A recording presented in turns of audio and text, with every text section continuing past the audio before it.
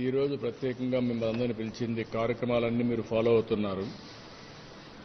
నిన్నే స్వర్ణకుప్పం విజన్ 2029 తయారు చేశాను. అది ప్రజెంటేషన్ చేయడమే కాకుండా అమలు చేసేదానికి నిన్నటి నుంచే ప్రారంభించాం. దానికి కావాల్సిన నిధులు, హ్యూమన్ రిసోర్స్ అన్ని ప్రొవైడ్ చేసి ఆ విజన్ లాజికల్గా తీసుకుపోవడం కోసం ముందుకు పోతున్నాం. కుప్పాన్ని ఒక ఆర్గానిక్ కుప్పంగా తయారు చేయడానికి నేచురల్ ఫార్మింగ్ కానీ, ఇంకో పక్కన తమ్ముళ్ళు వినాలి, మీరు కూడా డిసిప్లిన్గా ఉండాలి. దీన్ని లాజికల్గా తీసుకుపోవడం కోసం నేచురల్ ఫార్మింగ్, సోలార్ ఎనర్జీ, ఇంకా అనేక జీరో వేస్ట్ మేనేజ్మెంట్, ఇండస్ట్రీస్, ఇవన్నీ కూడా ఇక్కడ ప్రారంభిస్తున్నాం. రాష్ట్రం అంతా పెద్ద ఎత్తున ఈ కార్యక్రమాలు చేస్తూనే ఈ నియోజకవర్గాన్ని కూడా ఒక మోడల్ నియోజకవర్గంగా తయారు చేయడానికి ఏమేం చేయాలనో అవన్నీ వర్కౌట్ చేశాం. ఎప్పటికప్పుడు ఇంప్రూవ్మెంట్ అనేది ఉండాలి. కుప్పం నియోజకవర్గం ఎప్పుడు కూడా తెలుగుదేశం పార్టీనే గెలిపించారు. ఇప్పటి వరకు జరిగిన అన్ని అసెంబ్లీ ఎన్నికల్లో తెలుగుదేశం పార్టీనే గెలిపించారు. వేరే సింబల్ తెలియని నియోజకవర్గం ఇది. అదే సమయంలో ఒక మారుమూల ప్రాంతం. దీన్ని ఏ విధంగా అన్ని ప్రాంతాలతో సమానంగా, అవసరమైతే మిన్నగా ఏ విధంగా అభివృద్ధి చేయాలనో దానికి ప్రణాళిక తయారు చేశాం. ఈరోజు ఇక్కడ మీకు ప్రజెంటేషన్ చేసింది కానీ, ఇక్కడ చూపించింది కానీ మీరు గుర్తుపెట్టుకోవాల్సింది, ఇది జననాయకుడు అనే పేరుతో ఒక ప్రత్యేకమైన కార్యక్రమానికి శ్రీకారం చుట్టాం. ఎవరైనా సరే ఇక్కడికి వచ్చి నేరుగా చెప్పుకున్నా, వాట్సాప్ గ్రూపుల్లో నేరుగా సెల్ ఫోన్లో మెసేజ్ ఇచ్చినా,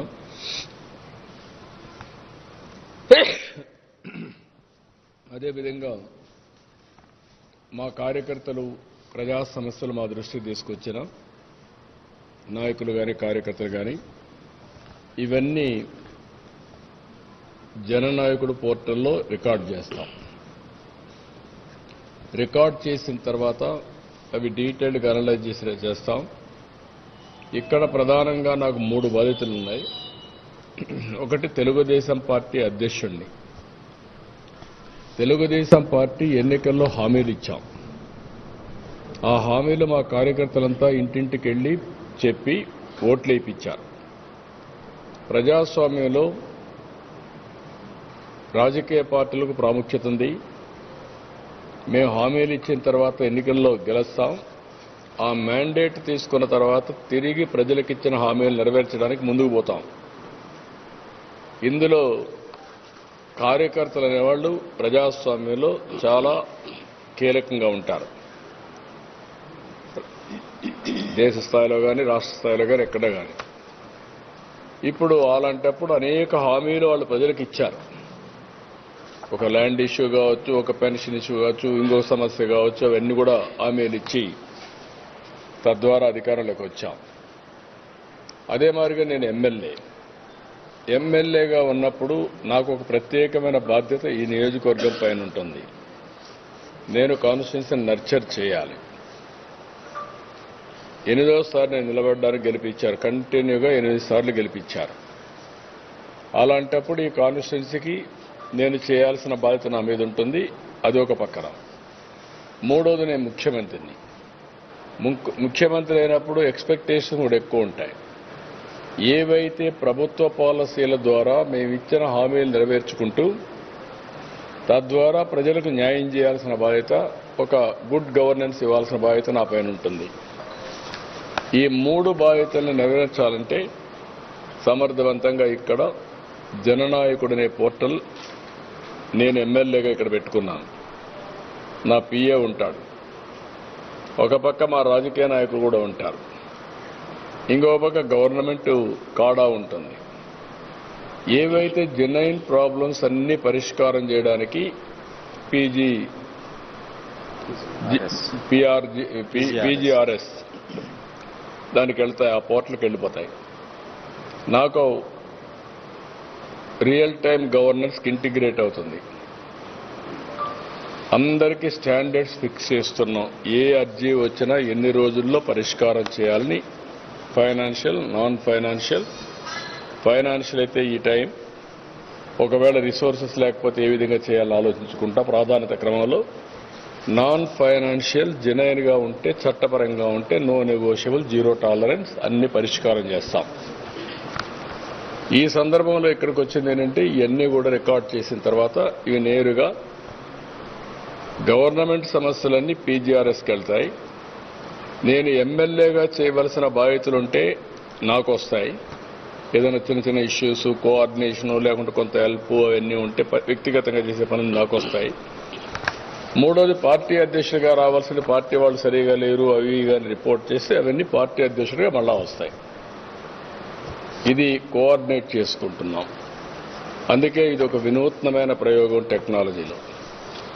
ఒక అతను ఒక అర్జీ ఇస్తే ఆ అర్జీ తీసుకున్న తర్వాత ఒక రిక్వెస్ట్ కావచ్చు, ఒక అర్జీ కావచ్చు, ఒక పిటిషన్ కావచ్చు, ఏదైనా ఒక నిర్దిష్టమైన సమయంలో ఆ సమస్య పరిష్కారం చేసి మళ్ళీ అతనికి ఇన్ఫార్మ్ చేయడం. ఎవరికి ఏ సమస్య ఉన్నా చెప్పుకోవచ్చు. సాధ్య అసాధ్యాలు అధ్యయనం చేసుకుంటాం.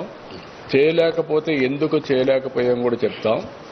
చేయగలిగిన పనులు మానవతా దృక్పథంతో ఎన్ని చేయగలిగితే అన్ని సమస్యలు పరిష్కారం చేస్తాం. ఇప్పుడు పార్టీ ఉంది, మాకు ఇక్కడనే 1,15,000 18,000 మంది మెంబర్లు అయ్యారు.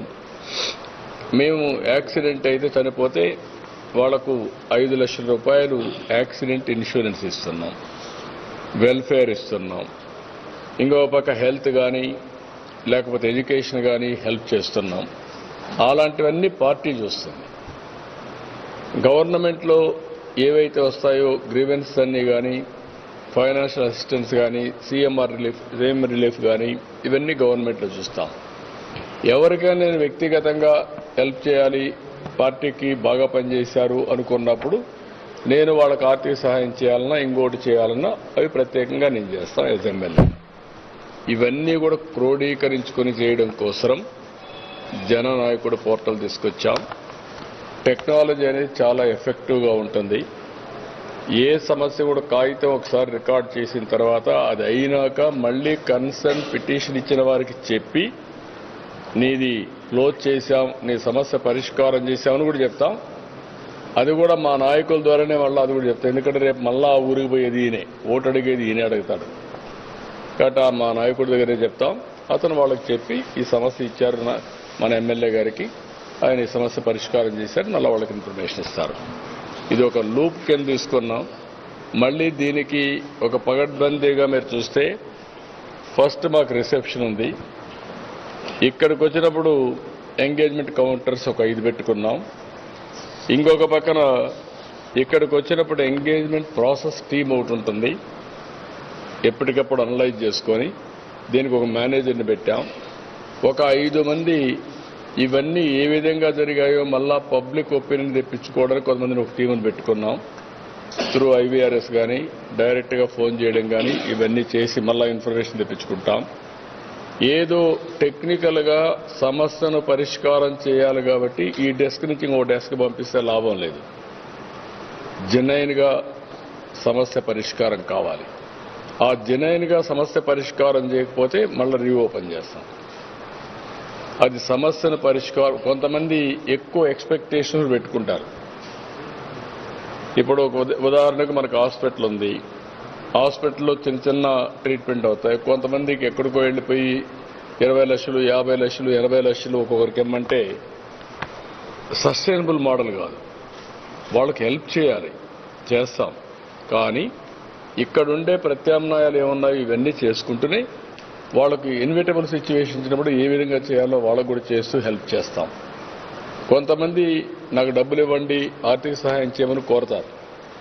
కానీ జెన్యూన్గా ఏదైనా ఉంటే కాస్త కోస్త హెల్ప్ చేస్తాం. కానీ అబ్నార్మల్గా అడిగితే మనం చేయలేము. అలాంటి కొన్ని పెద్ద ప్రాజెక్టులు అడుగుతూ ఉంటారు, లేదంటే పెద్ద విషయాలు చెప్తూ ఉంటారు. అవన్నీ సాధ్యం కాని పనులు. అవన్నీ కూడా మా వాళ్ళు ఎడ్యుకేట్ చేస్తారు. ఈవెన్ రైల్వే టికెట్స్ దగ్గర నుంచి బస్ టికెట్స్ దగ్గర నుంచి అన్నీ ఆన్లైన్లో ఉన్నాయి. అవి కూడా మేము కోఆర్డినేట్ చేస్తాం.